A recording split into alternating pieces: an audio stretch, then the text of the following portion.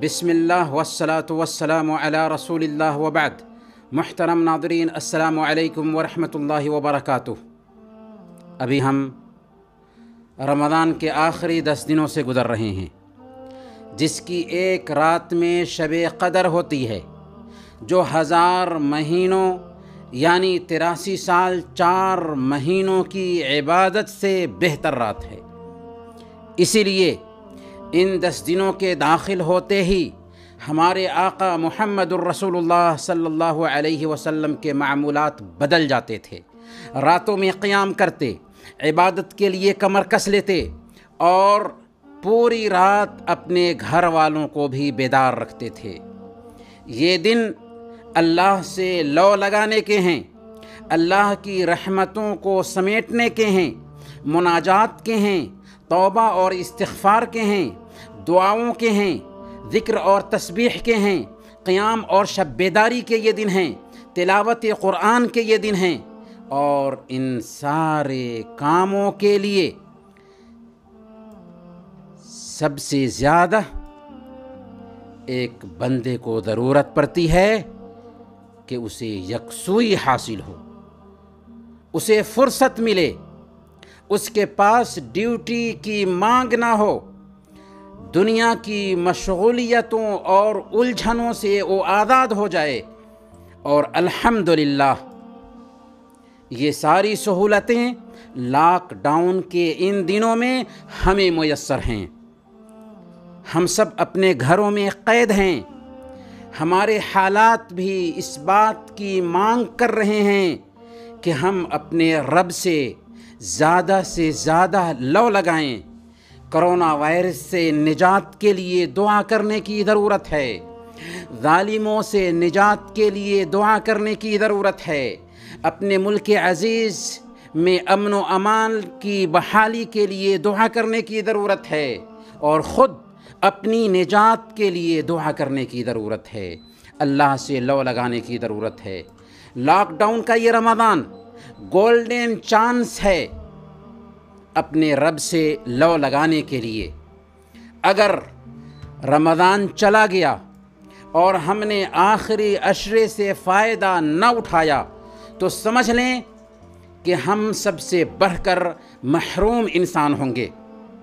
ایسی سنہری فرصت شاید زندگی میں ہمیں پھر کبھی نہ مل سکے۔ اور کیا آپ ضمانت لیتے ہیں، کیا آپ گارنٹی لیتے ہیں کہ اگلے رمضان تک آپ زندہ بھی رہ سکیں گے؟ اس لیے جو کوتاہیاں ہوئی ہیں سو ہوئیں۔ صبح کا بھولا ہوا اگر شام گھر لوٹ کر آ جائے تو اسے بھولا ہوا نہیں کہتے۔ اب عہد کیجئے، رمضان کے جتنے دن باقی رہ گئے ہیں ان کے ایک ایک لمحے سے ہم فائدہ اٹھائیں گے۔ آخری عشرہ کی یہ راتیں سونے کے لیے نہیں ہیں، عبادت کے لیے ہیں۔ اس لیے فجر کی نماز کے بعد صبح کے اذکار پڑھیں اور سو جائیں، اور ظہر سے پہلے جگنے کی کوشش کریں۔ چاشت کی نماز ہو سکتا ہو تو پڑھیں، قرآن کی کچھ تلاوت کریں، وقت پر 5 وقت کی نمازیں جماعت سے ادا کریں، گھر کے افراد کے ساتھ یا روم پارٹنرز کے ساتھ۔ دن بھر زیادہ سے زیادہ قرآن کی تلاوت کریں، اور قرآن کو اگر سمجھ کر پڑھیں تو اور بہتر ہے۔ خوب دعائیں کریں کہ روزے دار کی دعائیں رد نہیں کی جاتیں۔ سورج ڈوبتے ہی ہمارے اندر چستی اور زیادہ ہو جانی چاہیے، ہماری چستی دوبالا ہو جانی چاہیے۔ راتوں میں زیادہ سے زیادہ استغفار کریں، اپنے گناہوں کی اللہ رب العالمین سے معافی مانگیں، خاص کر اکہری راتوں میں۔ سیدہ عائشہ صدیقہ رضی اللہ تعالی عنہا کو اللہ کے رسول صلی اللہ علیہ وسلم نے ان راتوں میں پڑھنے کے لیے ایک دعا سکھائی تھی، اللہم انک عفو تحب العفو فاعف عنی، اے اللہ تو معاف کرنے والا ہے، معافی کو پسند کرتا ہے، مجھے معاف فرما دے۔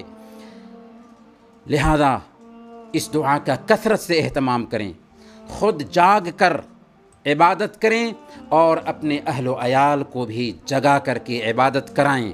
لمبا قیام کریں۔ قیام میں مصحف دیکھ کر تلاوت کرنے کی بھی گنجائش پائی جاتی ہے۔ قرآن کی تلاوت کریں، دعا کریں، اذکار پڑھیں، توبہ اور استغفار کریں اور صدقات و خیرات کا اہتمام کریں۔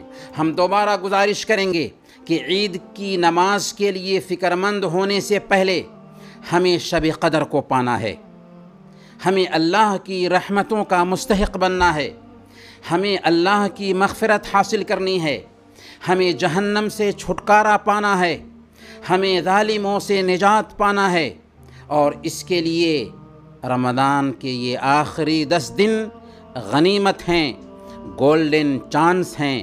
پتہ نہیں کہ آئندہ رمضان ہمیں مل پاتا ہے یا نہیں مل پاتا ہے، اس لیے ان دنوں کو غنیمت جانیے اور اس کے ایک ایک لمحے سے فائدہ اٹھائیے۔